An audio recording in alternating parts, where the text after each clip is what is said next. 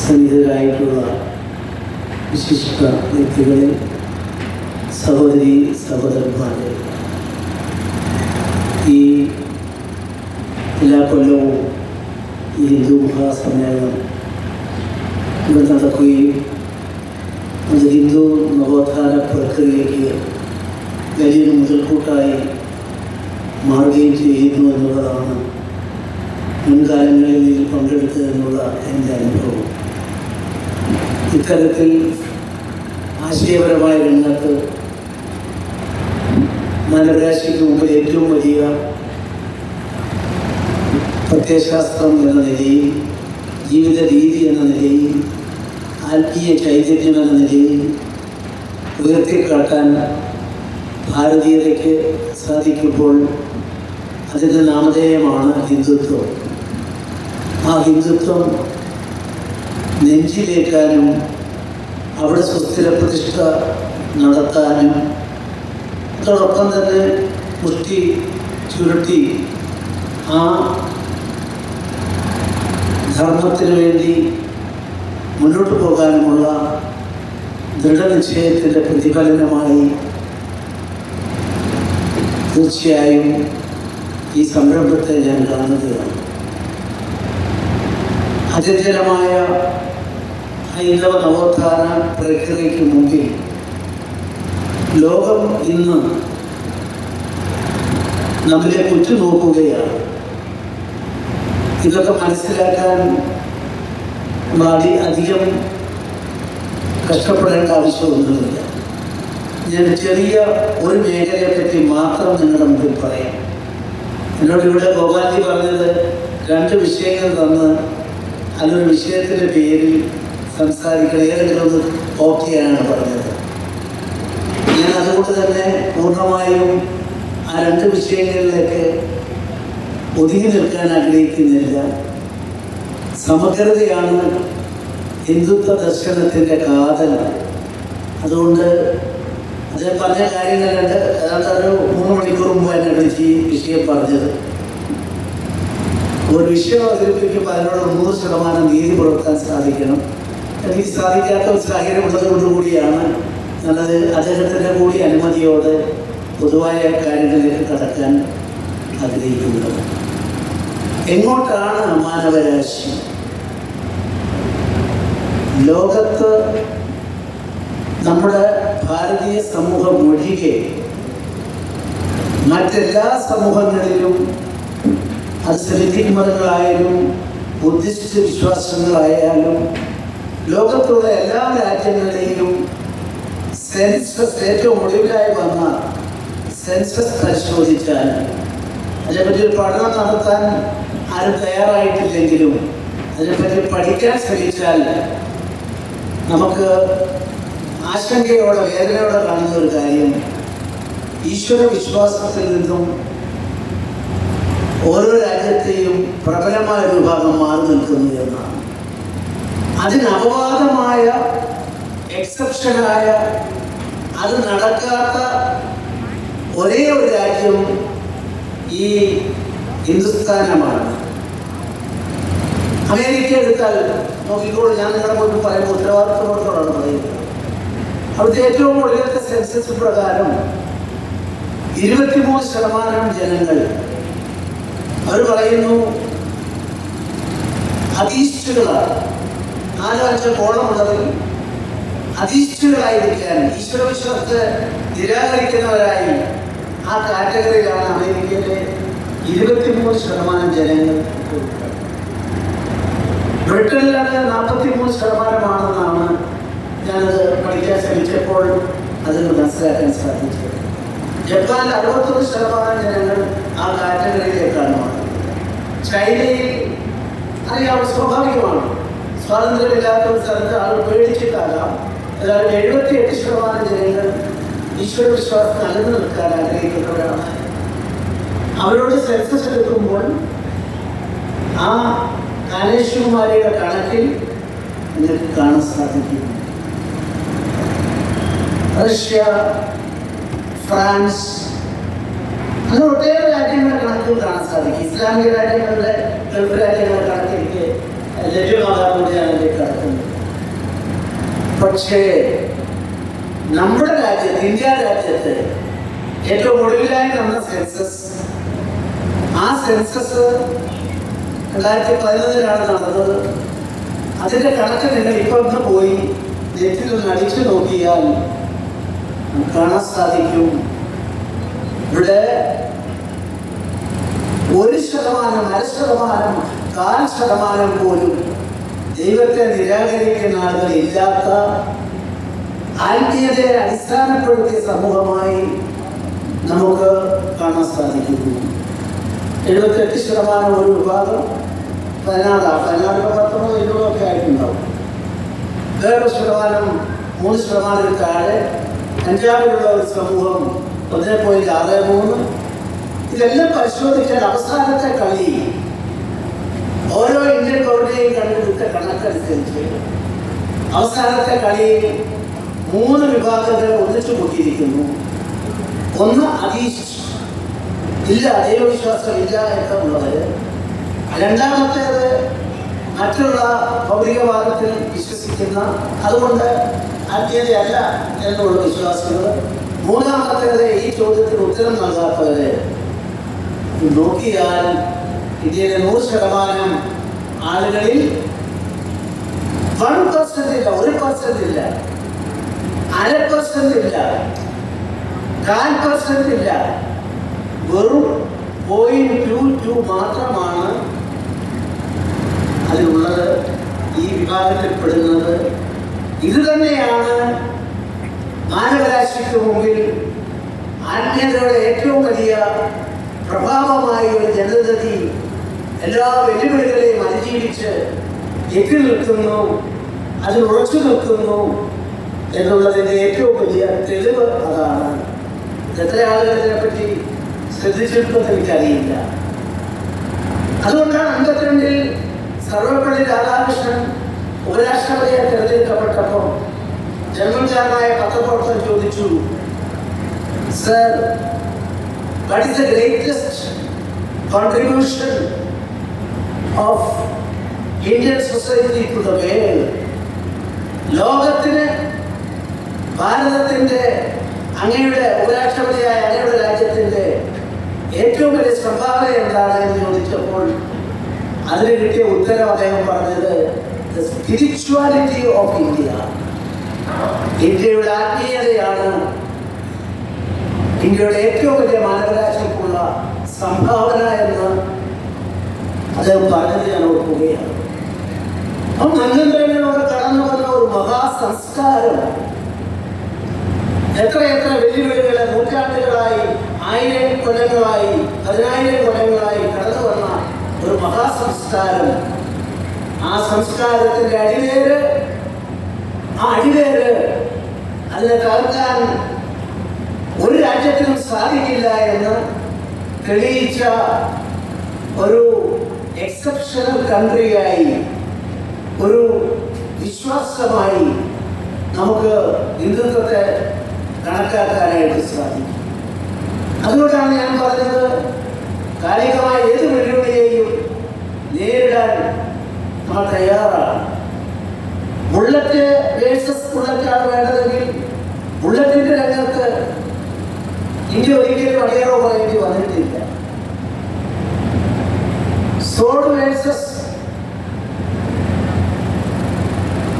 വീണ, കവിയുടെ വാദ്യങ്ങൾ പോലും നമ്മൾ കേരളത്തിൽ കേട്ടില്ലേ? പടവാള് വിറ്റ് വീണ ഉണ്ടാക്കി അതിലും നമ്മൾ മുന്നേറുന്നു. അപ്പോൾ ബുള്ളറ്റ് വേഴ്സസ് ബുള്ളറ്റ്, പടവാളിനെ വേണമെങ്കിൽ പടവാള ആയിട്ട് ആര് വന്നാലും അവരെ നേരിടാൻ സാധിക്കും. ഏത് കടത്തുകയറ്റക്കാരെയും ചെറുത്തു തോൽപ്പിക്കാൻ സാധിക്കും. ആ അപൂർവമായ ബഹുമതിയുള്ള വലിയൊരു രാജ്യത്തെ നമുക്ക് ലോകത്ത് കാണാൻ സാധിക്കും. അത് ഈ ഭാരതമാണ്. ആ ഭാരതത്തിലെ ജനങ്ങളുടെ വിശ്വാസത്തിൻ്റെ, ആ സംസ്കാരത്തിൻ്റെ പേരാണ് ഹിന്ദുത്വം. അതുകൊണ്ടാണ് ഞാൻ പറഞ്ഞത്, കേവലം പ്രസംഗങ്ങളിലോ വൈകാരികമായ മുദ്രാവാക്യം വിളിച്ച് കൈയടിക്കുന്നതല്ല, മറിച്ച് ഇതിൻ്റെ ആത്മാവാണ്, ഈ നാടിൻ്റെ ആത്മാവാണ്. ആത്മാവിനെ കണ്ടെത്തുകയും ആ ആത്മാവിനെ മാനവരാശിക്ക് മുമ്പിലേക്ക് അവതരിപ്പിക്കുകയും ചെയ്യുകയാണ് വേണ്ടതായിട്ടുള്ളത്. അതിന് വ്യത്യസ്തമായ പല മാർഗങ്ങളും സ്വാമി വിവേകാനന്ദൻ 1897 ചൈനയിൽ എത്തിയപ്പോൾ പറഞ്ഞത്, നിങ്ങൾ ഒന്നും ചെയ്യണ്ട, നിങ്ങളുടെ മനസ്സിലെ അടിമത്തം നിങ്ങൾക്കൊന്ന് ഇറക്കി വെക്കാമോ? നിങ്ങളെ അടിമകളാക്കാൻ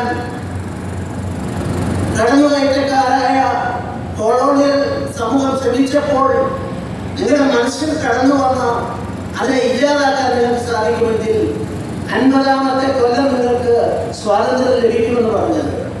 ചരിത്ര വിദ്യാർത്ഥികളുടെ നോക്കിക്കോളൂ. 1897 ഫെബ്രുവരി മാസം 21-ഓ 22-ഓ ആണ് അദ്ദേഹം ഇത് ചെന്നൈയിൽ, അന്നത്തെ മദ്രാസിൽ പ്രഖ്യാപിച്ചത്. ഇന്ത്യക്ക് എപ്പോഴാ സ്വാതന്ത്ര്യം കിട്ടിയത്? 47 ഓഗസ്റ്റ് വരെ നമ്മൾ പറയും. 47 ഓഗസ്റ്റ് 15 നമ്മൾ പറയുമ്പം ഞാൻ പറയാൻ ആഗ്രഹിക്കുന്നു, അന്നത്തെ ബ്രിട്ടീഷ് പ്രധാനമന്ത്രി ഇന്ത്യക്ക് സ്വാതന്ത്ര്യം നൽകുന്നു എന്ന് പ്രഖ്യാപിച്ചത് 1947 ഫെബ്രുവരി മാസം 21-ാം തീയതിയായിരുന്നു. ക്രാന്തദർശിയായ സ്വാമി വിവേകാനന്ദന്റെ വാക്കുകൾ, ആ വാക്കുകൾക്ക് കാന്തിക ശക്തിയുണ്ട്. മാനവരാശിയുടെ ഭാഗത്തെ നിർണ്ണയിക്കുന്ന രാഷ്ട്രമായി നമുക്ക് മാറാൻ സാധിക്കും. ആ മാറാനുള്ള ശ്രമത്തിന്റെ അടിത്തറയായി, ബേസായി അദ്ദേഹം പറഞ്ഞ അടിമത്തത്തെ ഉപേക്ഷിക്കുക എന്നുള്ളതാണ്. ഇന്ത്യ രാജ്യത്തിന്റെ ജനങ്ങളുടെ മനസ്സിലെ അടിമത്തം മാറിയാൽ, അതിനെ ഇല്ലാതാക്കിയാൽ എന്നോട് വിശ്വപുരസ്ഥാനത്തേക്ക് ഇന്ത്യ എത്തുമോ എന്നുള്ള വിഷയമാണ് ഒരു വിഷയമായി ഗോപാലി പറഞ്ഞത്. ഞാൻ പറയാൻ ആഗ്രഹിക്കുന്നു, വിശ്വപുരസ്ഥാനത്ത് എത്തേണ്ട ആവശ്യമില്ല. ഇപ്പോഴും ഭാരതം വിശ്വഗുരുവാണ്, മാനവരാശിയുടെ വഴികാട്ടിയാണ്. 2014 അധികാരം ഏറ്റെടുത്ത ഇന്ത്യൻ പ്രധാനമന്ത്രി നരേന്ദ്രമോദി യോഗ മാനവരാശിക്ക് മുമ്പിലേക്ക് ഒരു ടെസ്റ്റ് കേസ് പോലെ അദ്ദേഹം അത് മുന്നോട്ട് വെച്ചപ്പോൾ ആകെ 6-7 രാജ്യങ്ങളെ കലവറയില്ലാതെ പിന്തുണച്ചത് ഇന്ത്യയോടുള്ള സ്നേഹം കൊണ്ട്. അത് 90% രാജ്യങ്ങൾ എതിരായിരുന്നു. പക്ഷെ ഇതാ 12ാമത്തെ കൊല്ലത്തിൽ നമ്മൾ മനസ്സിലാക്കുന്നു, ഇന്ന് ലോകമെമ്പാടും ഐക്യരാഷ്ട്ര സംഘടന ഉൾപ്പെടെ ലോകമെമ്പാടും യോഗ ഏറ്റവും സ്വീകരിക്കത്തക്കതായി മാറുകയും ചൈനയും പാകിസ്ഥാനും ഒക്കെ ഉൾപ്പെടെയുള്ള ഏതാനും രാജ്യങ്ങൾ ഒഴിച്ചാൽ ഐക്യരാഷ്ട്ര സംഘടനയും ലോകത്തിലെ ബഹുഭൂരിപക്ഷം രാജ്യങ്ങളും യോഗ അംഗീകരിച്ചിരിക്കുന്നു. ഇവിടെയാണ് നമ്മൾ കണക്കാക്കേണ്ടത്. ഇവിടെയാണ് നരേന്ദ്രമോദി പറഞ്ഞ, അദ്ദേഹം അധികാരം എടുക്കുന്നതിന് മുമ്പ് പാർലമെന്റിൽ അംഗമായിരിക്കോ പോവുകയോ ചെയ്ത ആളല്ല.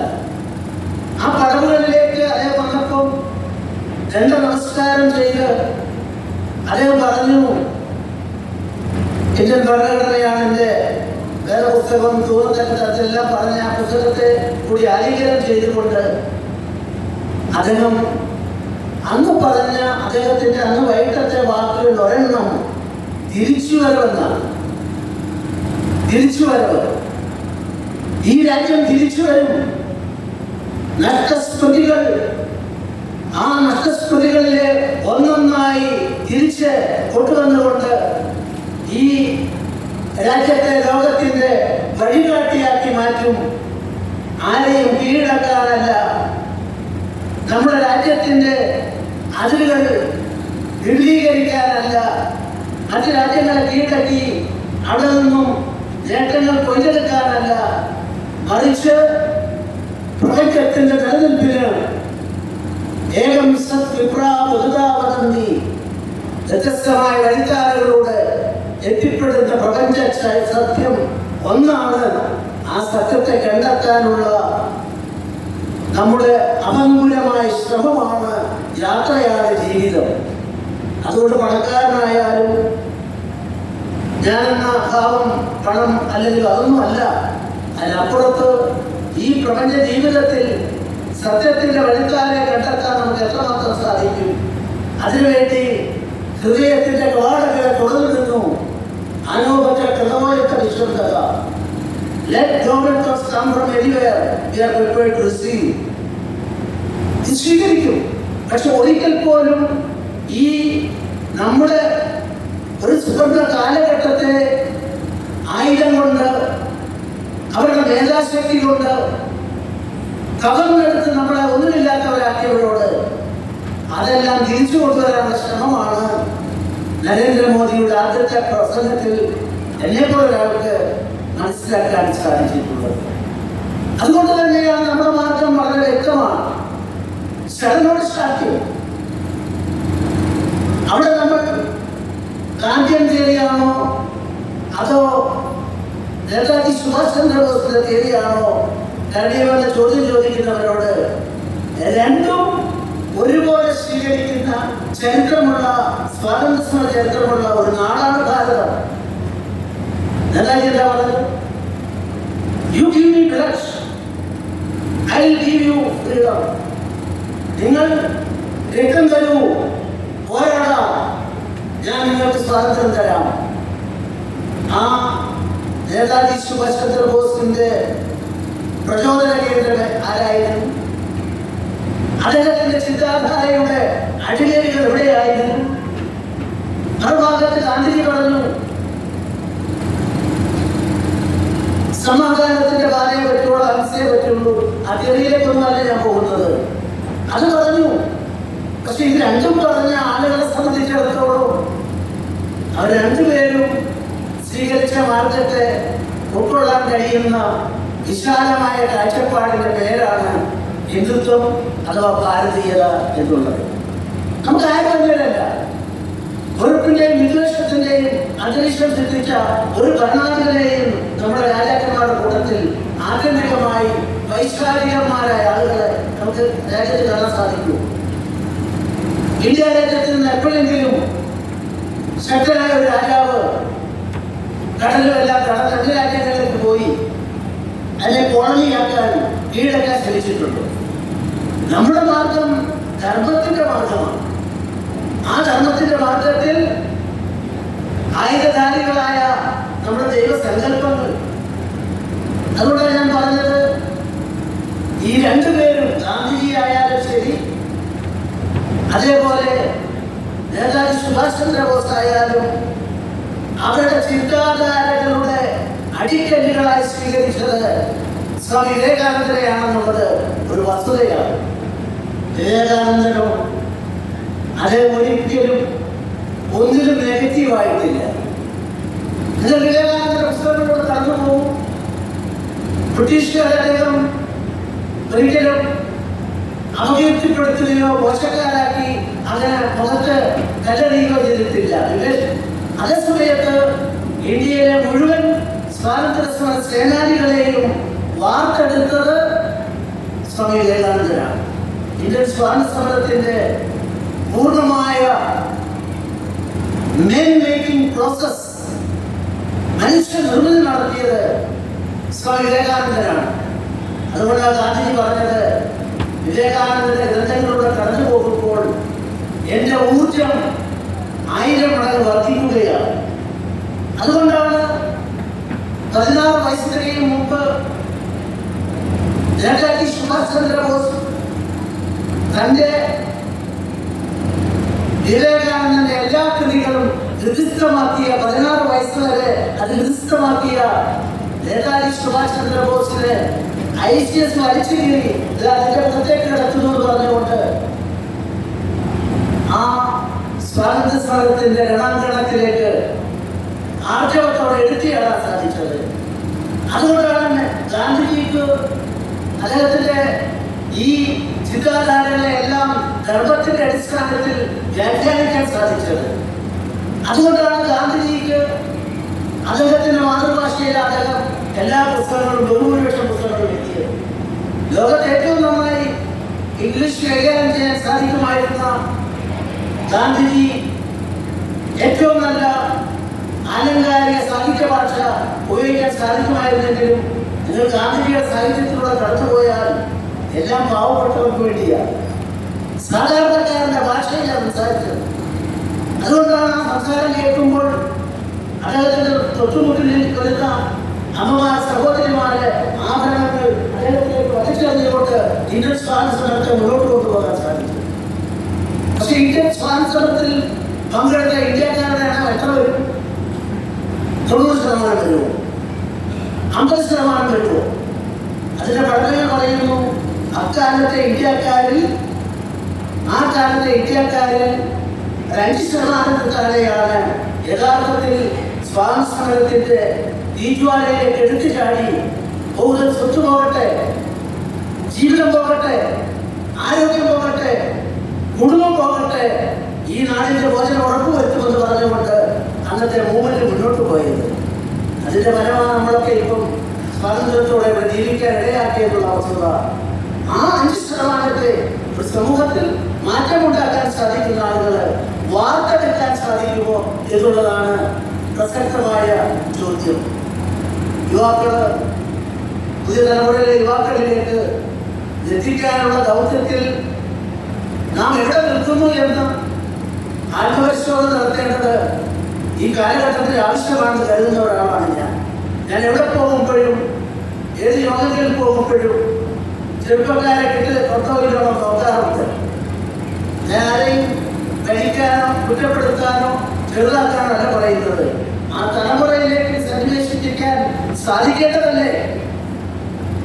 അതിനെ സംബന്ധിച്ചിടത്തോളം തീർച്ചയായും അതിനുള്ള അശാന്ത പരിശ്രമം, അതിനുവേണ്ട ബേസ്, അടിത്തറ സൃഷ്ടിക്കപ്പെടേണ്ടതായിട്ടുണ്ട്. വിവേകാനന്ദനെ പറ്റി ആരും നമ്മളൊക്കെ ചീത്ത പറഞ്ഞ എല്ലാവരും പരിഭ്രാന്തരാകും. ഞാനൊരിക്കലും സപ്പോർട്ട് എന്ന് കേട്ട് കഴിഞ്ഞാൽ എല്ലാവരും വികാരപരിതരാണ്. നിങ്ങൾ പേടിക്കേണ്ട. ഇന്ത്യയുടെ ആത്മാവിനെ തട്ടി ഉണർത്താൻ ശ്രമിച്ച ആത്മീയ ശക്തികളെ എല്ലാം ബ്രിട്ടീഷുകാർ അങ്ങനെയാണ് പറഞ്ഞിട്ടുള്ളത്. നമുക്കറിയില്ല.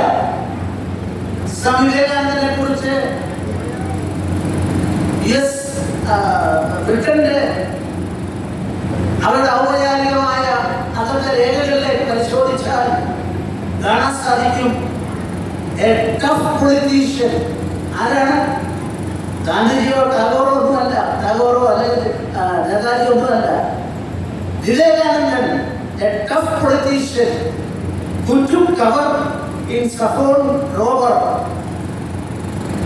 കാവിയിൽ പൊതിഞ്ഞ് അതിനെ മറയാക്കി, അതിനെ കവറാക്കി, tough politician who took cover in Saffron Roads. Saffron കാവി. ഈ കാവിയുടെ മേലങ്കിയിൽ ഏറ്റവും വലിയ രാഷ്ട്രീയക്കാരനാണ് സ്വാമി വിവേകാനന്ദനായിരുന്നു. ബ്രിട്ടീഷ് അധികൃതരുടെ അക്കാലത്തെ വിലയിരുത്തലെന്ന് പുറത്തു വന്നുകൊണ്ടിരിക്കുന്ന രേഖയിൽ ഒരാൾ ഉദ്ധരിച്ചത് ഞാൻ വായിക്കാനിടയായി. സ്നേഹിതന്മാരെ, സുഹൃത്തുക്കളെ, ഇതാണ് എക്കാലത്തെയും സ്ഥിതി. പക്ഷേ നമ്മൾ ആരും ഉത്തരം കിട്ടാത്ത ചോദ്യം ഞങ്ങൾക്ക് ചോദിക്കാം. എന്നാൽ ബ്രിട്ടീഷുകാർ ഇന്ത്യയിലേക്ക് വന്നത് ഈസ്റ്റ് ഇന്ത്യ ഗവൺമെന്റ് 1600-ലാണ്. 1600-ൽ വന്ന് 1835-ലാണ് മെക്കാളയുടെ വിദ്യാഭ്യാസത്തിന്റെ പ്രൊപ്പോസൽ പോകുന്നത്. എന്റെ ബ്രിട്ടീഷുകാർക്ക് അവർ കോളനിയായി പോയ എല്ലാ നാടുകളെയും ഏതാനും മാസങ്ങൾക്കുള്ളിൽ അല്ല 1-2 കൊല്ലങ്ങൾക്കുള്ളിൽ മസ്തിഷ്ക പ്രക്ഷാളനം നടത്തി, ബ്രെയിൻ വാഷിംഗ് നടത്തി, അവരെ മുഴുവൻ ഡെഡ് ഇന്ത്യൻസിൽ ഉൾപ്പെടെ ആളുകളെ മുഴുവൻ മാറ്റിയെടുക്കുക ആ മഹാശക്തിക്ക് 250 കൊല്ലം പരിശ്രമിച്ചിട്ടും 1858 ആദ്യത്തെ അവരുടെ വിദ്യാഭ്യാസ ആ ഏർപ്പാട് വരുന്നത് വരെ, നിയമം വരുന്നത് വരെ അവർക്ക് ഇന്ത്യയിലെ ജനങ്ങളെ മാറ്റിമറിക്കാൻ സാധിച്ചില്ല. ഇതൊക്കെ നമ്മൾ പഠിക്കേണ്ട വിഷയമല്ല, നമ്മൾക്ക് കൊടുക്കേണ്ട വിഷയമല്ല. വൈ അതിനെപ്പറ്റിയുള്ള പഠനങ്ങൾ ഇപ്പോൾ പറയുന്നത് നമ്മുടെ സംസ്കാരമാണ്, ഹിന്ദുത്വത്തിന്റെ സ്വാധീനമാണ്.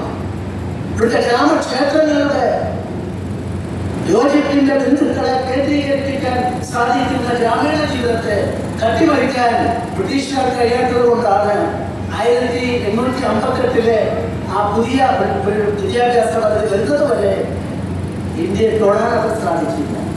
അതുകൊണ്ടാണ് സ്വാമി വിവേകാനന്ദൻ പറഞ്ഞത്, നിങ്ങളൊന്നും ചെയ്യണ്ട, നിങ്ങളുടെ മനസ്സൊന്ന് മാറ്റിയാൽ മതി.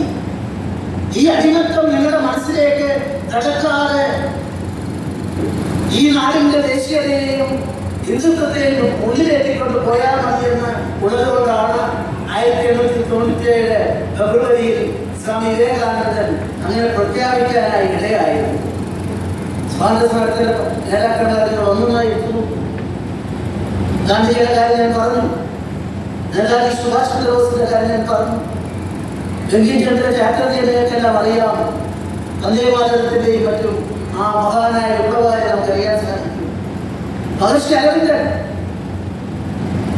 ഇതൊക്കെ കുട്ടികളെ പഠിപ്പിക്കട്ടെ. ഇവിടെ പഠിപ്പിക്കുന്നു.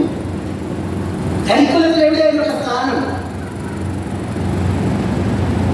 അദ്ദേഹത്തിന്റെ രക്ഷിതാക്കള് അന്ധമായ ബ്രിട്ടീഷ് പ്രാന്തന്മാരായിരുന്നു അദ്ദേഹത്തിന്റെ അച്ഛൻ. അതുകൊണ്ട് തന്നെ മഹർഷി അരവിന്ദന്റെ അച്ഛൻ 3 മക്കളെയും ബ്രിട്ടനിൽ കൊണ്ടുപോയ സാഹിബിന്റെ വീട്ടിൽ വെയിലച്ചായി താമസിപ്പിച്ച് ആ രീതിയിൽ അവരെയെല്ലാം ഏറ്റവും മോസ്റ്റ് മോഡേൺ സാഹിബന്മാരാക്കി വളർത്താൻ ആഗ്രഹിച്ചു. അരവിന്ദനും ബംഗാളി വേണ്ടത്ര അറിയുമായിരുന്നില്ല. കാരണം പഠിപ്പിക്കുന്നതിന് മുമ്പ് അവിടെ കൊണ്ടാക്കി വളരേണ്ടത് ഇങ്ങനെയാണ്. പക്ഷേ അതായത് പ്രത്യേകത കിട്ടി. ഇന്നത്തെ ICSകാരിൽ ഏറ്റവും കൂടുതൽ മിടുക്കനായതുകൊണ്ട് ബ്രിട്ടീഷ് ഗവൺമെന്റ് ആയുഷ്കാലം അദ്ദേഹത്തിന്റെ വിദ്യാഭ്യാസം മുഴുവൻ അവരുടെ ചെലവിലാക്കാൻ പ്രത്യേക ഉത്തരവ് പുറപ്പെടുവിച്ച കാര്യം ഞാൻ ഓർക്കുകയാണ്. പക്ഷേ ഭാരതീയത ആത്മാവിന്റെ അടിത്തട്ടിലെ ഈ മഹത്തായ സംസ്കാരത്തിന്റെ ധർമ്മത്തിന്റെ ഉജ്ജ്വലമായ വേരോട്ടവും അതുകൊണ്ടാണ് ഏറ്റവും മിടുക്കനായി ICS പാസ്സായി അവസാന ദിവസം അദ്ദേഹം ഒരു കുതിരപ്പുറത്ത് സഞ്ചരിച്ചുകൊണ്ട് അതുകൊണ്ട് പൂർത്തിയാക്കിയാൽ ആ ധൈര്യം കൂടി കാണിച്ചാൽ അദ്ദേഹത്തിന് ICS കിട്ടുമായിരുന്നു. പക്ഷെ അന്ന് രാവിലെ സമർത്ഥനായ അരവിന്ദന്റെ മനസ്സിൽ നോ, എനിക്കെന്റെ ഭാഗമാകാൻ സാധിക്കില്ല, എനിക്കെന്റെ നാടാണ് വരുന്നത്. അതുകൊണ്ട് അദ്ദേഹം എന്ത് ചെയ്തു? കുതിരപ്പുറത്ത് കയറേണ്ട സമയത്ത് എനിക്ക് ICS വേണ്ട, ഞാൻ പോകുന്നില്ല തീരുമാനിച്ചു. അരവിന്ദനോട് വലിയ വിപ്ലവകാരിയെ സ്വാതന്ത്ര്യത്തിന് വേണ്ടി നടത്തിയ ആ ഉഗ്രമായ പോരാട്ടത്തിന്റെ ചരിത്രത്തിൽ ഒരുപക്ഷെ ബ്രിട്ടീഷുകാരെ ഏറ്റവും പേടിപ്പിച്ച വിപ്ലവകാരെ ആരായെന്ന് ചോദിച്ചാൽ കിട്ടുന്ന ഉത്തരം അരവിന്ദൻ എന്നാണ്. ആര്യസമാജം സ്ഥാപിച്ച ദയാനന്ദ ഭാരതിയും ദയാനന്ദ സരസ്വതി ഒക്കെ ഇതുമെന്ന് നോക്കിയാൽ ഇവരെല്ലാം സ്വാമി വിവേകാനന്ദന്റെ വാക്കുകളിലൂടെ പ്രചോദനം ഉൾക്കൊണ്ട് ആ ആവേശത്തിൽ അവരുടെ ജീവിതം സ്വാതന്ത്ര്യത്തിന്റെ സരണിയിലേക്ക് വഴിതിരിച്ചു വിട്ടവരാണ്, പോരാടിയവരാണ്, ജീവിതം ആഹൂതി ചെയ്തവരാണെന്ന് വേണമെങ്കിൽ പറയാൻ സാധിക്കും. അതുകൊണ്ടാണ് ഞാൻ പറഞ്ഞത്, യു ഗീവ് മീ ബ്ലഡ് എന്ന് പറഞ്ഞ നേതാജിയും ആ നേതാജി തന്നെയല്ലേ മഹാത്മാവായി ഗാന്ധിജിയെ ചിത്രീകരിച്ചത്. ആരാ? ഇത്തരത്തിൽ ചിന്തിക്കുമ്പോഴാണ് നമ്മുടെ നാട് രാഷ്ട്രം ഒന്നാമത്തേതാണ്. ആ രാഷ്ട്രം സടവിടെ നിലനിൽക്കുകയാണ്. എല്ലാ മേഖലകളിലും ഭാരതത്തിന്റെ യുക്തിക്കും ബുദ്ധിക്കും അതിന്റെ പ്രയാണത്തിന് മുമ്പിൽ ഒന്നൊന്നായി ലോകങ്ങൾ ഓരോന്നൊന്നായി വന്നുകൊണ്ടിരിക്കുകയാണ്. ഇപ്പൊ നമ്മുടെ മെഡിക്കൽ മേഖല, മരുന്നുൽപാദനം ഇത്രയും കാലം ആകെ കുത്തകയായിരുന്നു. അമേരിക്കൻ പ്രസിഡന്റ് പുതിയ നിയമം പാസ്സാക്കി എല്ലാവർക്കും ഈവ് പ്രഖ്യാപിച്ചപ്പോൾ ഒഴിവാക്കപ്പെട്ട ഒരു മേഖല നമ്മുടെ മരുന്നുൽപാദന മേഖലയാണ്. നിങ്ങൾക്കറിയാമോ, അമേരിക്കയിലെ ഡോക്ടർമാരെ നിർത്തി നോക്കിയാൽ ഏറ്റവും പ്രഗത്ഭരായ ഡോക്ടർമാരിൽ 4ാമത്തെ ആള് ഇന്ത്യൻ വംശജനാണ്. ശാസ്ത്രം അവിശ്വസ്ഥാനത്ത് എത്തുമ്പോഴും ശാസ്ത്രത്തിന്റെ എല്ലാ മേഖലകളെയും ഞങ്ങൾ ഒന്നിനെതിരല്ല. ശാസ്ത്രജ്ഞന്മാരെ സെമിറ്റിക് മതങ്ങൾ ഒന്നൊടുക്കി ഇല്ലാതാക്കിയെങ്കിൽ, അവരുടെ നാവുകൾ അരിഞ്ഞു വീഴ്ത്തിയെങ്കിൽ, ഞാൻ നേരത്തെ പറഞ്ഞതുപോലെ വരൂ മാനവഭദ്ര പ്രഥമോ എന്ന നിശ്വദ്ധത ഏത് ചിത്രങ്ങൾ വരട്ടെ, സ്വീകരിക്കേണ്ടത് സ്വീകരിക്കാം.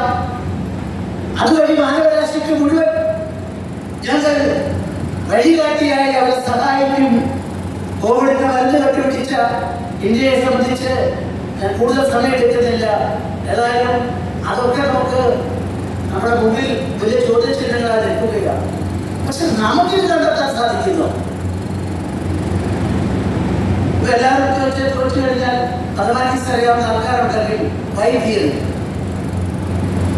ഞാൻ കണ്ടുപിടിച്ചാൽ ഞാൻ മൂല്യം കണക്കുപിടിച്ചു. അങ്ങനെ മണ്ടലായിരുന്നു ജസ്റ്റ് പാസ്മാർക്ക് കിട്ടിയതിൽ കടന്നുപോയാൽ എനിക്ക് കണക്കറിയില്ല. പക്ഷെ ന്യൂട്ടന്റെ തിയറിക്ക് പകരം ഇന്ന് ലോകത്തിലെ 4 യൂണിവേഴ്സിറ്റികളിൽ ന്യൂട്ടന്റെ തിയറി നിങ്ങൾ അടിച്ചു നോക്കൂ. അല്പസമയം എടുത്തു പഠിച്ചാൽ നിങ്ങൾക്ക് മനസ്സിലാക്കാൻ സാധിക്കും. 3.14 ബൈ തിയറിയുടെ മറാഠി സംഖ്യാപനുണ്ടെങ്കിൽ ബൈ തിയറിയുടെ വാല്യൂ എത്രയാ? 3.14 3.14 2 ഡിജിറ്റ് മാത്രമേ 2 ഡെസിമൽ മാത്രമേ കണ്ടെത്താൻ സാധിക്കുള്ളൂ. ഇതാ നമ്മുടെ ഈ കൊച്ചു കേരളത്തിൽ ഇരിങ്ങാലക്കുടയിൽ അവിടെയുള്ള ചെറിയ ക്ഷേത്രം, ആ ക്ഷേത്രത്തിൽ മാധവൻ ആ തിരുവേദി 15-ാം നൂറ്റാണ്ടിൽ 17-ാം നൂറ്റാണ്ടിലാണ് ന്യൂട്ടന്റെ തിയറി വന്നത്. 15-ാം നൂറ്റാണ്ടിൽ ഡെസിമൽ 3.24 അല്ല 11 ഡെസിമൽ കൂടിയാണ് എന്ന് വന്നിരിക്കുന്നു. നമുക്കറിയാൻ സാധിച്ചോ? കേരളത്തിലെ ഏതെങ്കിലും കരിക്കുലത്തിൽ ഇങ്ങനെ ഒരാളിനെ പറ്റി പറഞ്ഞിട്ടുണ്ടോ? നമ്മുടെ കുട്ടികൾ പഠിക്കുന്നുണ്ടോ? ഇവിടെയാണ് അശോകുമാർ സാറ് വലിയൊരു അധ്യാപകരായതുകൊണ്ട് അദ്ദേഹം സൂക്ഷിച്ചു നോക്കുന്നുണ്ട്. സാർ എനിക്കൊന്നും അറിയില്ല. അങ്ങനെ ഗൾഫിൽ പോലും പോയി കടന്നുപോയി ക്ലാസ് എടുക്കുന്ന ആളാണ്. ആ ആയിക്കോട്ടെ വീട്ടിൽ അവ ഇങ്ങോട്ടേക്ക് ഞാൻ പറഞ്ഞു വരുന്നത് എന്താണെന്ന് ചോദിച്ചാൽ എത്ര വിസ്മയം നമ്മളിലാണ്, നമുക്കിടയിലാണ്. നമുക്ക് കണ്ടെത്താൻ സാധിക്കുമോ? ആ പ്രക്രിയ ഏറ്റെടുക്കുന്നതിൽ നമ്മുടെ ഹൈന്ദവ പ്രസ്ഥാനങ്ങൾക്ക് വലിയ പങ്കുണ്ട് എന്ന് വിശ്വസിക്കുന്ന ഒരാളാണ് ഞാൻ. ഗോവയിലെ ഗ്രാമങ്ങളിലൂടെ സഞ്ചരിച്ചു. എല്ലാ ഗ്രാമങ്ങളിലും പോയി. ഒരു കൃഷികാരനായ ഒരു വയസ്സൻ അതുകൊണ്ടാണ് കണ്ടു.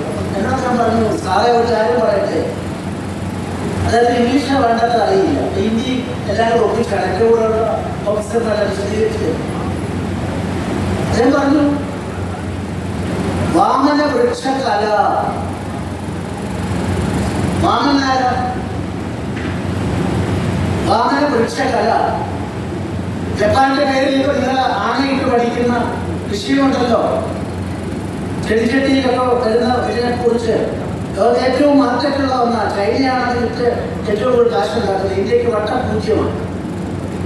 അതെവിടെ ഉണ്ടായി? 1500 കൊല്ലം മുമ്പ് ജപ്പാന്റെ ഒറിജിനാലിറ്റി ജപ്പാനിലാണെന്ന് പറഞ്ഞ് നമ്മുടെ എല്ലാ കുട്ടികളും ഇവിടെ ഇങ്ങോട്ട് ഞാൻ പരീക്ഷിക്കാൻ പോകുന്നില്ല. ഇവിടെ എല്ലാ അഭിപ്രായത്തിൽ അതിന്റെ പേരെന്താ? ബോൺസായി. ആ ബോൺസായിയെ കുറിച്ച് ഞാൻ അങ്ങനെ കുറെ ആൾക്കാരൊക്കെ ചോദിച്ചു. എനിക്ക് സംസ്കൃതമൊന്നും അറിയില്ല. ഞാൻ ചോദിച്ചെല്ലാം മനസ്സിലാക്കിയൊരു പുസ്തകം ഉണ്ടാക്കി. അതിലാണ് വാമന വൃക്ഷകല. വാമന ഷോട്ട് ചെയ്യും അല്ലേ? വൃക്ഷം എല്ലാ ഭാഷയിലും ഉള്ളത് തന്നെ. കല മീൻസ് ആർട്ട്. ഇന്ത്യയുടെ ആർട്ടായിരുന്നു.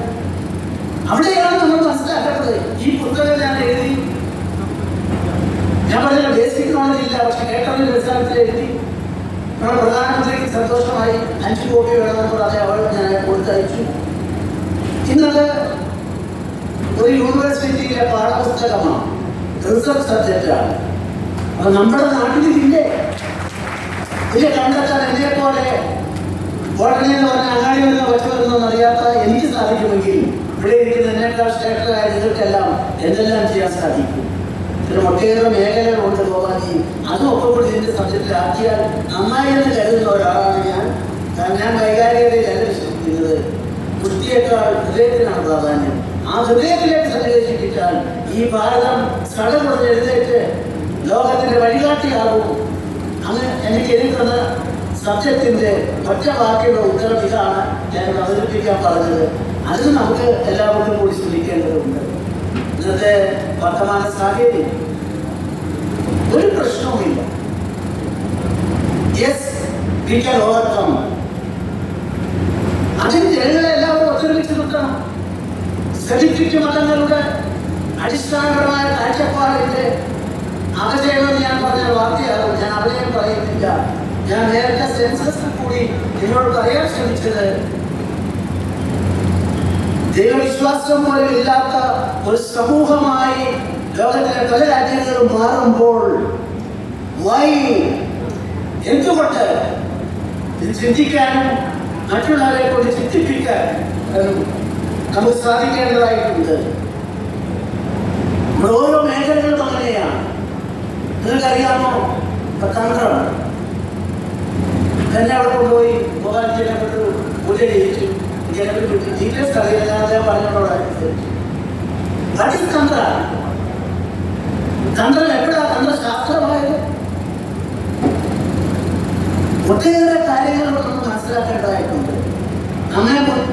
നമ്മുടെ മസ്തിഷ്കത്തെ മാറ്റിമറിക്കാൻ, മസ്തിഷ്ക പ്രക്ഷാളനം നടത്താനെത്തിയ ബ്രിട്ടീഷുകാരെ പറ്റി സൂക്ഷ്മമായി പരിശോധിച്ചാൽ അവരെല്ലാം അവസാനം ഈ മഹത്തായ ഭാരതത്തിന്റെ ചരിത്രത്തിന്റെയും സംസ്കാരത്തിന്റെയും അതിന്റെ ശാസ്ത്രീയ വശത്തിനും വഴിപ്പെട്ടപ്പോഴാണ് നമ്മുടെ തന്ത്രം എന്ന് പറയുന്ന പൂജാവിധികളില് തന്ത്രശാസ്ത്രമായത്, സയൻസ് ആയത്. അതറിയണമെങ്കിൽ സാർ ജോൺ കുട്രൂപ്പിന്റെ 11 പുസ്തകങ്ങളുണ്ട്. ആ പുസ്തകങ്ങളുടെ ചിത്രമാണ് എല്ലാവരും കുണ്ടലിനി ശക്തിയുടെ ചിത്രം കാണുന്നത്. ആ ചിത്രം വരച്ചാക്കുന്നതൊക്കെ ഞാൻ ചോദിക്കുന്നു, ആരുടെ ചിത്രമാണ്? ഹൈക്കോടതിയിലെ ജഡ്ജിയായി വന്ന മനുഷ്യൻ ഇവിടുത്തെ തന്ത്രശാസ്ത്രം കണ്ട് പ്രാക്ടീസ് ചെയ്യാൻ പോയി.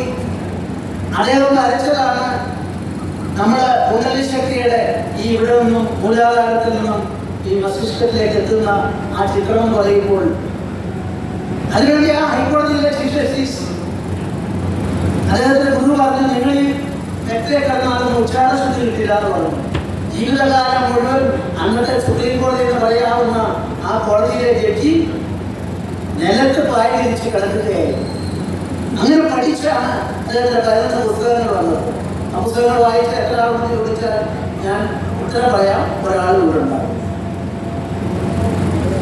ഈ അടുത്ത കാലത്ത് ഒരാൾ മരിച്ചു. എന്ന് പറയുന്ന ആള് മോഹൻലാലിന്റെ ഗുരുനാഥൻ. എല്ലാവരോട് പറഞ്ഞിട്ടില്ലെങ്കിൽ എനിക്കറിയാം. ഒരു 2 മാസം മുമ്പാണ് വെച്ചത്. ഒരു പത്രത്തിൽ വാർത്തകളില്ല. മോഹൻലാലിന്റെ പോസ്റ്റിൽ അദ്ദേഹം ജീവിതത്തിലായിട്ട് കേട്ടപ്പോൾ ഞാനന്ന് നോട്ട് ചെയ്ത് വെച്ചതാണ്. അദ്ദേഹത്തിലെ കാശ്മീരി ചെയ്യുമോ, തന്ത്രശാസ്ത്രം കാശ്മീരി ചെയ്യുമോ, അതുപോലെ ബംഗാളി മാർഗം, കേരളത്തിന്റെ മാർഗം, ഇതെല്ലാം ആദിശങ്കരനെ സംബന്ധിച്ചിടത്തോളം ഇതെല്ലാം സമന്വയിപ്പിച്ചില്ലേ? വേദാന്തമാണോ വേണ്ടത്, ക്ഷേത്ര ആരാധനമാണോ പറഞ്ഞ് രണ്ടിനെയൊക്കെ കൂട്ടിച്ചേർത്തില്ലേ? എത്ര വിശാലമായി ചിന്തിച്ചുകൊണ്ടാണ് നമ്മുടെ പൂർവീകരെല്ലാം ചെയ്തത്. ആദിശങ്കരന്റെ ചൈത്രയാത്രയിൽ ഏതെങ്കിലും ഒരു രാജാവിന്റെ പണം വാങ്ങിയിട്ടുണ്ടോ? ഏതെങ്കിലും ഒരു രാജാവിന്റെ സഹായം സ്വീകരിച്ചുകൊണ്ടാണോ അതിന് യാത്ര ചെയ്തത്? അതിന്റെ ചൈത്രയാത്രയുടെ ചരിത്രം രേഖപ്പെടുത്തിയിരിക്കുന്നു. ഇതെല്ലാം നമ്മൾ ചിന്തിക്കുമ്പോഴാണ് ഭാരതവർഷം ജനകൂട്ട പറഞ്ഞ് നേഷൻ ഫസ്റ്റ്, രാഷ്ട്രമാണ് ഒന്നാമത്തേത്. അതുകൊണ്ടാണ് ഞാൻ പറയാൻ ആഗ്രഹിക്കുന്നു, വേദാന്തവും തന്ത്രവും എല്ലാം വേണം. ഞാനിവിടെ പറഞ്ഞ ദയാനന്ദ സരസ്വതിയുടെ കാഴ്ചപ്പാട് ക്ഷേത്രാരാധനയുടെ വേറൊരു അതിനെ അംഗീകരിക്കാതെ വേറൊന്നിലേക്ക് പോയതാണ്. പക്ഷെ കഴിഞ്ഞ നൂറ്റാണ്ട് കണ്ട ഏറ്റവും വലിയ ഹിന്ദു നവോത്ഥാന പ്രസ്ഥാനം ഏതെന്ന് ചോദിച്ചാൽ കിട്ടുന്ന ഉത്തരങ്ങളിൽ ഒന്നാമത് നിൽക്കുന്നത് അത് തീർച്ചയായും ദയാനന്ദ സരസ്വതിയുടെ ഈ മാർഗമാണ് എന്ന് നമുക്ക് കാണാൻ സാധിക്കും. ഇതിലധികം പറയുന്നു, വൈക്കത്തെ സത്യാഗ്രഹത്തിൽ പോലും ഒന്നും പറയാൻ ആളുകളാലില്ലാത്ത നാടാ കേരളം.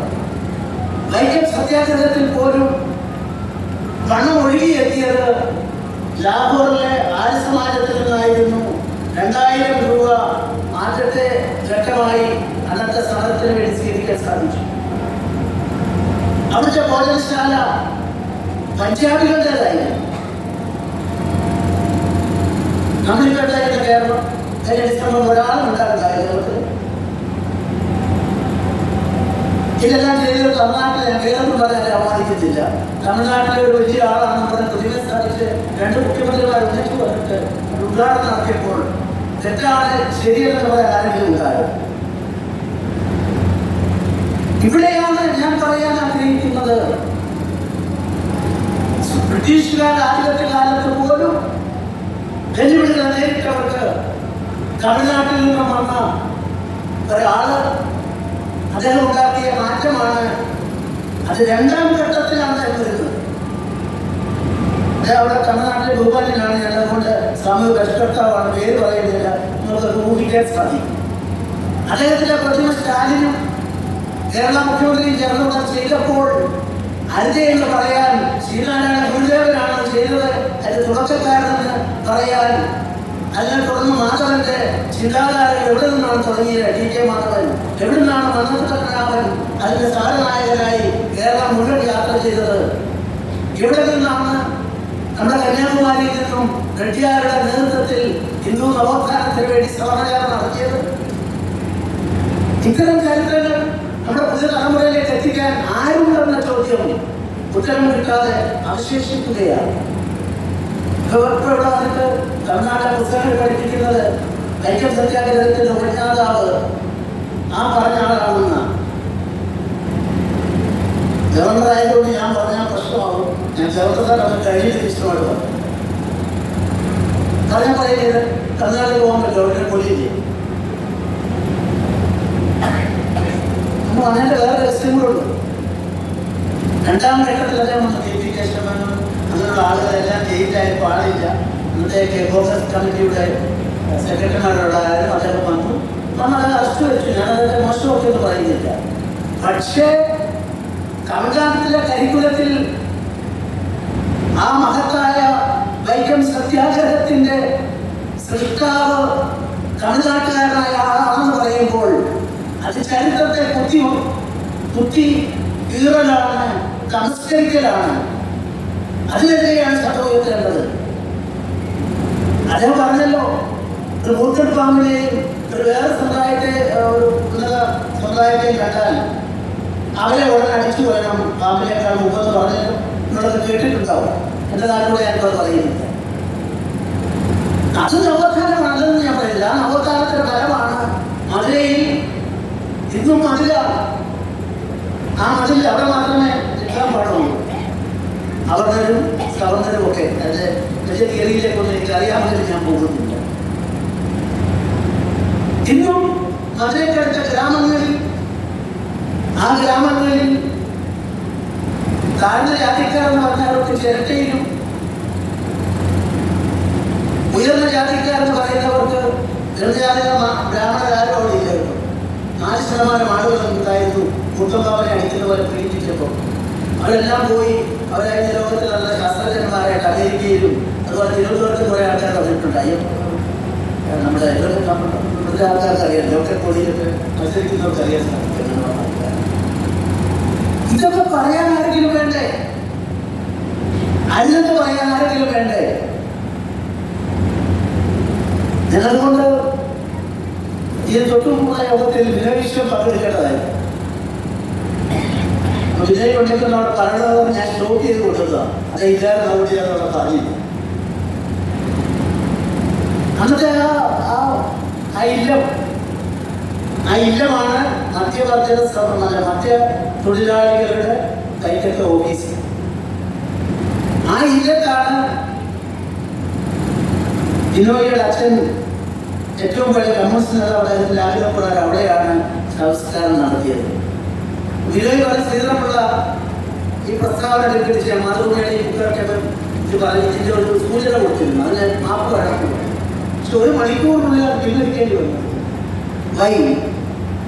ചരിത്രത്തിൽ വസ്തുതകളെ ചെലവിലെടുത്ത് കൊണ്ടുവന്ന് ഏകീകരിച്ചാൽ ഹിന്ദുത്വത്തിന് വേണ്ടി ചെയ്യാവുന്ന ഏറ്റവും വലിയ നേട്ടം അതായിരിക്കുമെന്ന് കരുതുന്ന ഒരു പൊതുപ്രവർത്തകനാണ്. എത്രയൊക്കെ സംഭവങ്ങൾ നമ്മുടെ നാട് ഉയരുകയാണ്. ഓരോ ചലനങ്ങളിലും ഓരോ സൂക്ഷ്മ തന്ത്രങ്ങളിലും ഇന്നത്തെ വർത്തമാന ഇന്ത്യൻ പ്രധാനമന്ത്രി മലയാള ടീമിലും സൃഷ്ടിക്കാൻ ശ്രമിക്കുന്നതിനാണ്. അതിനെ തകർക്കാനുള്ള ശ്രമങ്ങൾ നടത്തുന്നു. ആ ശ്രമങ്ങളെ ഇന്ത്യൻ പട്ടാളത്തിന് തീർച്ചയായും എന്ത് തീരുമാനമെടുത്താലും നടപ്പാക്കാൻ സാധിക്കുമെന്നുള്ള കാര്യത്തിൽ യാതൊരു സംശയവുമില്ല. അതുമൂലം നമ്മുടെ ഈ ചൈത്രയാത്ര മുന്നോട്ട് പോകും. ഞാൻ ഇത്തരം കാര്യങ്ങളെ സംബന്ധിച്ചിടത്തോളം കുറെ ആളുകളെങ്കിൽ എല്ലാവരും പഠിക്കണമെന്ന് ഞാൻ പറയുന്നില്ല. ഒരു ഗ്രാമത്തിൽ 4-5 ചെറുപ്പക്കാരെ കുട്ടികളെ നിങ്ങൾക്ക് പഠിപ്പിക്കാൻ സാധിക്കും. അതുകൊണ്ടാണ് പരമതിലെ ഡോക്ടർ പറഞ്ഞത് 2-3-4 സ്വയം സേവകർ നല്ല ഗ്രാമത്തിലുണ്ടെങ്കിൽ നമ്മൾ വിജയിച്ചു എന്ന് പറയാൻ ഇടയായതുകൊണ്ടാണ് ഈ ശ്രമം ഗോപാലി മലയാള ടീമും എല്ലാ കാലത്തും നടത്തി വരുന്നതാണ്. ഭയങ്കര അശ്രാന്ത പരിശ്രമമാണ്. 3 ഡോക്ടർമാർ വരുമെന്ന് പറഞ്ഞു. ഞാൻ മാത്രം ഇവിടെ പലരും സംസാരിച്ചതാണ്. അവർക്കൊക്കെ അവരുടെ അസൗകര്യങ്ങളുണ്ട്, അവരുടെ പ്രശ്നങ്ങളുണ്ട്. അപ്പൊ അത് നാളെ കേരളം കൊണ്ട് വരാത്തതിന്റെ കാരണം നാളെ നാഷണൽ മോർണിംഗ് ഡേ ആണ്. ആ മോർണിംഗ് ഡേ ആയിട്ടായിരിക്കാം. അതായത് ശ്രമിച്ചു നോക്കുക. അതായത് കുട്ടികൾ പറ്റുമെന്നുള്ള ശ്രമിക്കുന്നുണ്ട്. അതേപോലെ ഇന്നലെ ഞാൻ രാജ്യങ്ങളുടെ താമസിച്ചിട്ടുണ്ട്. നമ്മളെല്ലാം ഈ ശ്രമങ്ങൾ ഉണ്ടാകണം. അതോടൊപ്പം ഒരു കാര്യം കൂടി പറഞ്ഞുകൊണ്ട് ഞാൻ അവസാനിപ്പിക്കുകയാണ്. നേരത്തെ പറഞ്ഞൊരു കാര്യം പറഞ്ഞ് അവസാനിപ്പിക്കുക. ഇത് ഇപ്പോഴിറങ്ങിയ ഇന്ത്യൻ പുസ്തകം how ancient India translates the world, ലോകത്തെ എങ്ങനെയാണ് നമ്മുടെ പ്രാചീന ഭാരതം സമ്പുഷ്ടമാക്കിയത്, മാറ്റിമറിച്ചതിനെ പറ്റി ലോകത്തിലെ ഏറ്റവും വലിയ ചരിത്രകാരൻ വസ്തുനിഷ്ഠതകൾ പഠിക്കുന്ന ആള് എഴുതിയ പുസ്തകം. ഇതിൻ്റെ കഥയെ കൊടുത്ത പേര് എങ്ങനെ ലോകത്തെ മാറ്റിമറിച്ചു, ഗോൾഡൻ റോഡ്. ആ ഗോൾഡൻ റോഡ് ഉള്ളത് ഇന്ത്യക്ക് മാത്രമായിരുന്നു. ഗോൾഡൻ റോഡ് എന്ന് പറഞ്ഞാൽ നമ്മുടെ അന്നത്തെ ലോകമെമ്പാടുമുള്ള സഞ്ചാരപാതകളും നമ്മുടെ മുന്നേറ്റവും നമ്മുടെ ബിസിനസ്സുമാണ് മാനവരാശി അന്ന് ഏറ്റവും അത്യുജ്വലമായ രീതിയിൽ 10-ാം നൂറ്റാണ്ടിൽ 11-ാം നൂറ്റാണ്ടിൽ നിർത്തിയിരുന്നത്. അതിനെ ബ്രിട്ടീഷുകാരെ കേവലം സിൽക്ക് റൂട്ട് അത് മാറ്റി മറിച്ചുകൊണ്ടിരുന്ന അദ്ദേഹം എഴുതിയ പുസ്തകം വളരെ പ്രധാനപ്പെട്ട ഒന്നായി ഞാൻ കാണുകയാണ്. നമ്മുടെ പ്രാചീനം ലോകത്തിൻ്റെ 23 മുതൽ 28% വരെ ബിസിനസ്സിനെ നമ്മുടെ അവിഭക്ത ഇന്ത്യ നിയന്ത്രിച്ച ഒരു കാലഘട്ടം. ആ കാലഘട്ടത്തിൽ നിന്നും നമ്മളെ കുത്തുവാളെ എടുപ്പിക്കാൻ ശ്രമിച്ച ബ്രിട്ടീഷുകാരെ ഇന്ന് തള്ളി മാറ്റി ഇപ്പോഴത്തെ കേന്ദ്ര സർക്കാർ ഒരു നേട്ടമുണ്ട്. ലോകത്തിലെ 5ാമത്തെ സാമ്പത്തിക ശക്തിയായി നമ്മളെ എല്ലാവരും അംഗീകരിക്കുന്നു. എൻ്റെ വിനീതമായ അഭിപ്രായത്തിൽ നമ്മൾ 4ാമത്തെ ശക്തിയായി കഴിഞ്ഞിട്ടുണ്ട്. പക്ഷെ വേണ്ട 5 ആക്കാം. 5ാമത് നമ്മൾ എത്തുമ്പോൾ ആരെയാ തള്ളി മാറ്റി 6ാമത്തെ 7ാമത്തെ സ്ഥാനത്തേക്ക് തള്ളി മാറ്റിയത് നിങ്ങൾക്ക് അറിയാമോ? നമ്മളെ അടക്കി വാണ നമ്മുടെ ഭാരതീയ സംസ്കാരത്തെ തകർക്കാൻ മസ്തിഷ്കം പ്രക്ഷാളനം ഉൾപ്പെടെ എല്ലാം നടത്തിയ ബ്രിട്ടനെ 6ാമത്തെ 7ാമത്തെ സ്ഥാനത്തേക്കാക്കി 4ാമത്തെ സാമ്പത്തിക ശക്തിയായിരിക്കുന്നു. അതുകൊണ്ട് ഭാവി നമ്മുടെ കൈകളിലാണ്. നമ്മൾ ഇത്തരം പ്രസ്ഥാനങ്ങളെ ശക്തിപ്പെടുത്തണം. അതിൻ്റെ പ്രവർത്തന മേഖലകൾ വ്യാപിപ്പിക്കണം. ഞാൻ ഈ പറഞ്ഞത് സദുദ്ദേശത്തോടെയാണ്. തീർച്ചയായും ആരെയും കുറച്ച് കാണാനല്ല, എല്ലാവർക്കും സ്നേഹം വാരി വിതറിക്കൊണ്ട് നമ്മുടെ ഈ മുന്നേറ്റം ഉണ്ടാകണം. അതോടൊപ്പം തന്നെ വേണ്ടി വന്നാൽ ബുള്ളറ്റ് വേഴ്സസ് ബുള്ളറ്റ് എന്ന് പറഞ്ഞുകൊണ്ട് ഞാൻ തുടങ്ങിയത് ഷടലോട് ശക്യം. എല്ലാ ഉപായവും നമ്മൾ ശ്രമിക്കും. പറ്റില്ലെങ്കിൽ ആ ഷടൻ ശ്രദ്ധിക്കുന്നവർ അവരോട് ഷട്ടത്തിന്റെ ഭാഷയിൽ തന്നെ മറുപടി നൽകുമെന്ന് പറയാനാണ് ഞാൻ ഉദ്ദേശിച്ചത്.